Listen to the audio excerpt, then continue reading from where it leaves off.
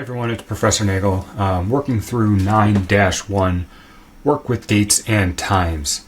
And I have the date handling application open.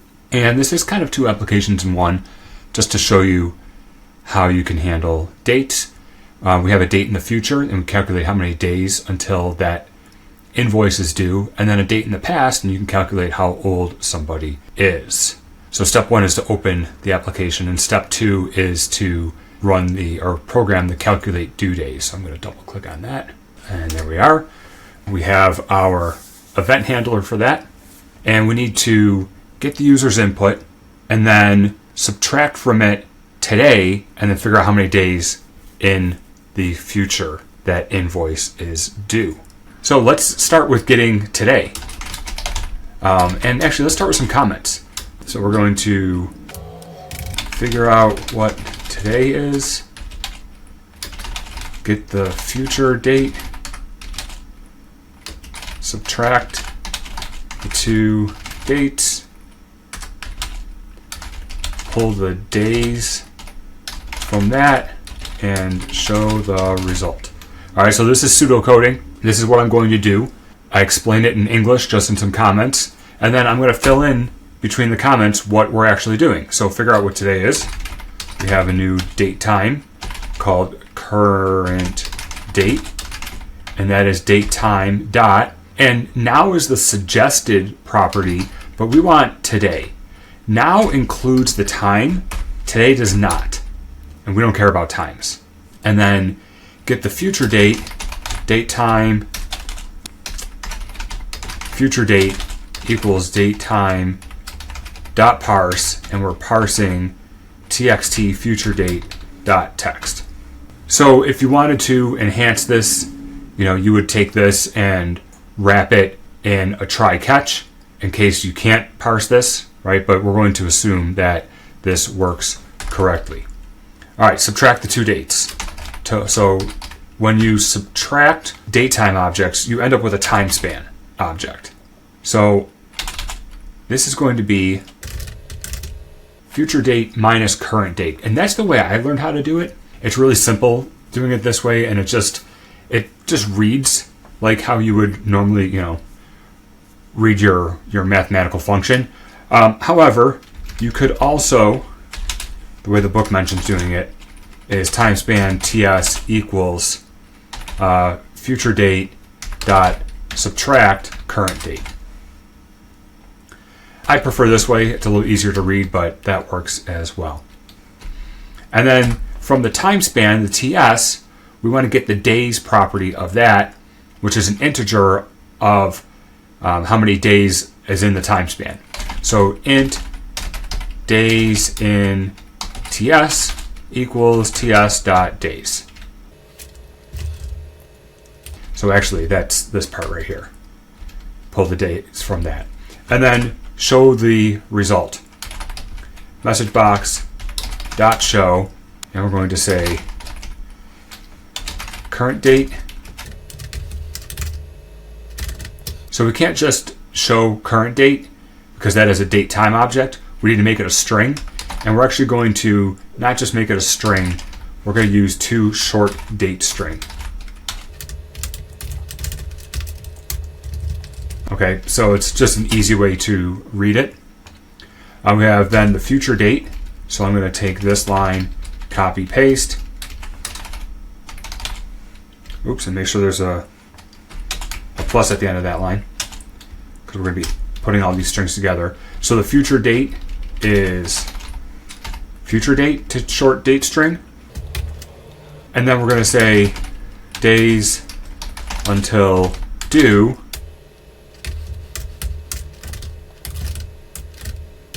Days in TS, which is an int, just make it a string. And then so this whole thing right here is my message, and then this is going to be the subject of the message, due days calculation. All right, let's try it out. So today is October 2nd, 2024. I'm just going to go 10/4/2024, so you can see today's the 2nd, the 4th is the future date, 2 days to the future. What if we did like 10/1? -1. Okay, which makes sense. It's not a future date, it's a date in the past. So this is all that's required for calculating the future date. My students want some extra credit. I would say wrap this date time parse in a try catch. So if that fails, show an error message. And then if the days is negative, you can show another error message and say, please enter a date in the future. Okay, and then we need to do similar code for figuring out someone's age. So I'm not going to pseudocode this one. You should. So we still need the current date.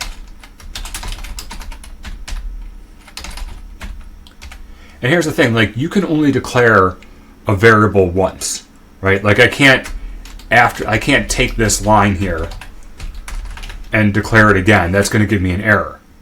But then why can I declare current date here when I already declared it up here? Reason being, this is in its own method, its own event handler. These don't cross over. So this event doesn't know about this current date in this, event handler, doesn't know about this current date in this event handler. It's only within this method here, or this event handler, that this current date actually exists.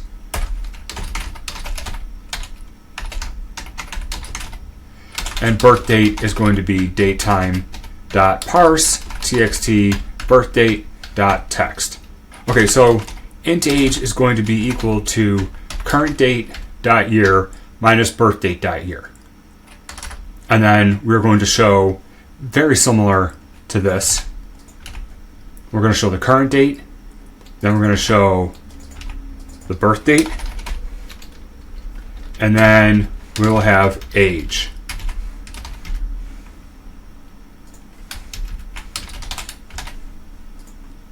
All right, now normally if you stop the video and submit, we're not done. This is not correct.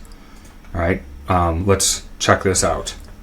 It's not terribly wrong, but it's not right either. So let's pretend this person was born in the year 2000 and they're born August 24th. So they should be 24 years old. And there we go, we have 24. Oh, maybe I want to put another tab in there just to get those to line up. Tab. Okay, they're 24 years old. What if they were born on October 24th? Their birthday is coming up in a few weeks. In a few weeks, they're going to turn 24. Oh, but it's saying that they're 24 already. So what we need to do is, I need to say, if this day of the year is less than your birth date's day of the year, I'm going to do age minus. I'm going to take 1 off of the age. Right? So as an example, current date, day of the year is the 2nd, and your birthday is the 24th.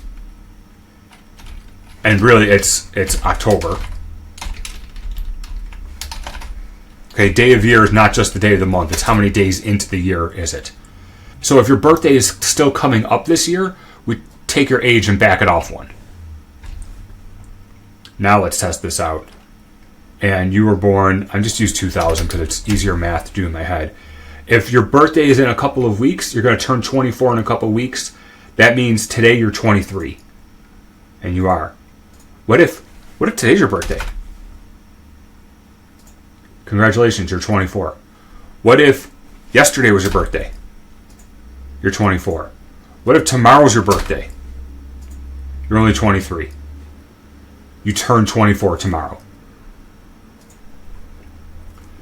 Okay, so believe it or not, that was what's required of 9-1, work with dates and times.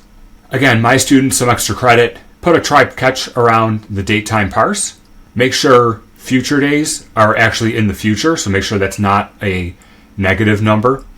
Same thing with the birthday, put that in a try catch. Make sure, you'd have to figure this out here, but make sure that the birthday is something in the future. And then we can even take it a step further, right? In that this application, I can put whatever I want in here, okay? instead of, let's bring out the toolbox. Check this out. Instead of text boxes, we can use a date time picker. All right, I'm just going to throw one of these on here.